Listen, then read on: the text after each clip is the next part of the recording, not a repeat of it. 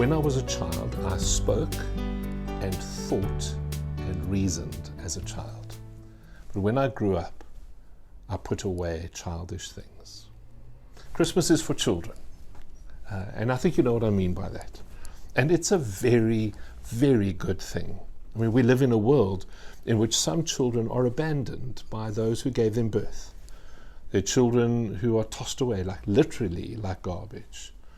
They're children sexually used and abused in our own city. There's a father who did that to his twin daughters. Children neglected, not washed or not fed properly, not clothed. They're children who are used as pawns in the ugly games which adults play.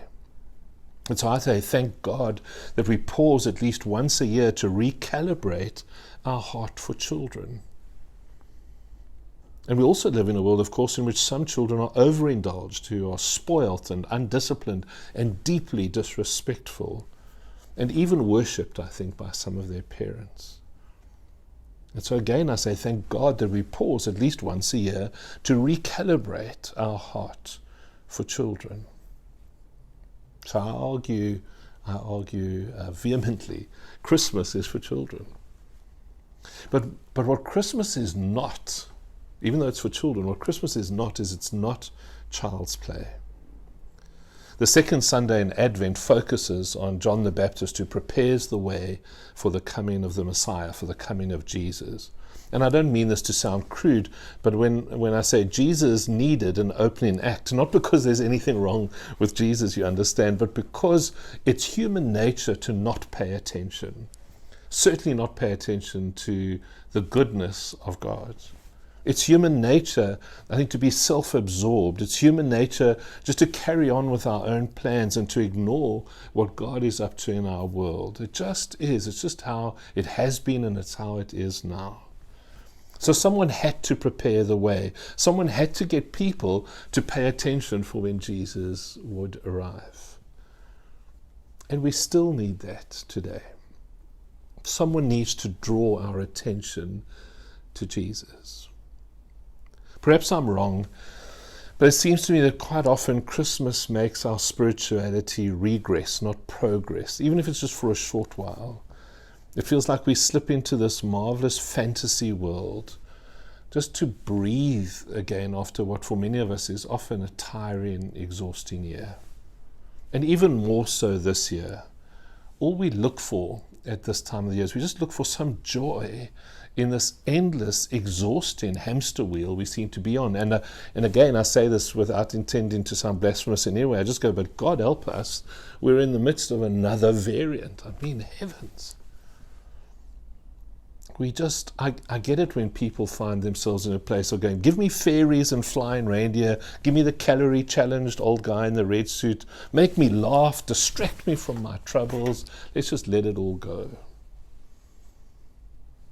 But the only thing is that sweet baby in the manger, the point of the story of the sweet baby in the manger is that baby grows up. In fact, it's fascinating for me still that only 2 of the 4 Gospels tell the story of Jesus' birth. It sounds like fair odds, 50-50, but it's significant that 2 of the Gospel writers didn't even bother to write the story of Jesus' birth. And as best we know, the first time Christmas was observed, celebrated in the historical records we have, seems to have been in 336 AD, which makes it more than 300 years after Jesus was born. It seems like no one celebrated Christmas for at least the first 300 years. The early church seems to have been far less concerned with baby Jesus, but was very, very focused on, can I call it, the grown-up Jesus.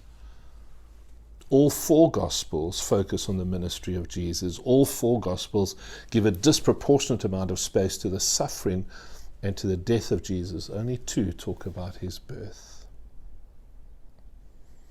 The Apostle Paul speaks those extraordinary words we started with. When I was a child, I spoke and thought and reasoned as a child. But when I grew up, I put away childish things. There's always something about Christmas for me which calls me deeper. There's some part of me which rebels, which refuses this world of make-believe that is so popular at this time of the year. And I keep searching for substance. I don't want to pretend I found it. I keep, every year, that's what the season does to me. It makes me search for substance. Because I know that when I'm in trouble, I don't want make-believe.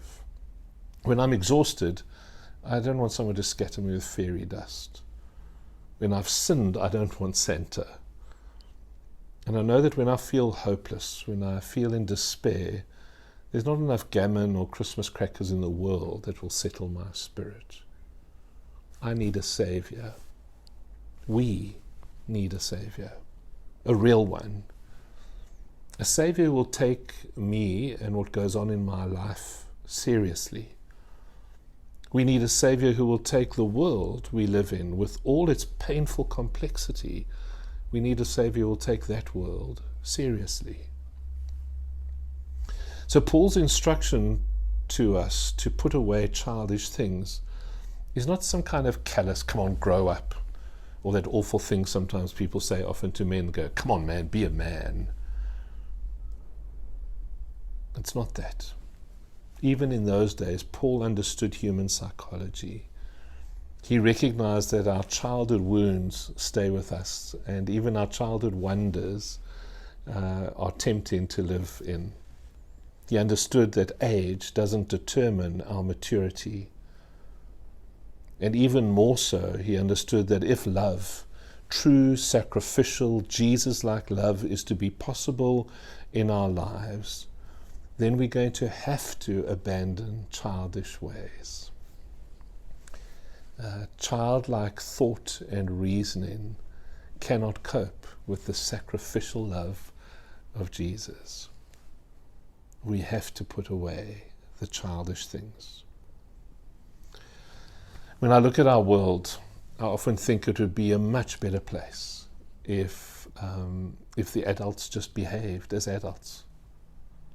Let me not get it straight, but let me say, can you imagine what our world would be like if all the politicians, both here at home and overseas, imagine if all the politicians just behaved as grown-ups? Just let fantasize for a moment with me. Just imagine how much better things would be if the politicians just behaved as grown-ups.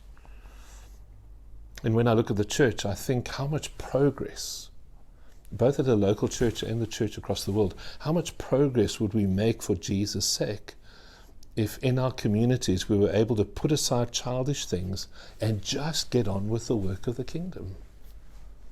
Just imagine how much we could do. And I look at myself and I go, yeah, me too, eh? Me too. When I was a child, I spoke and thought and reasoned as a child. But when I grew up,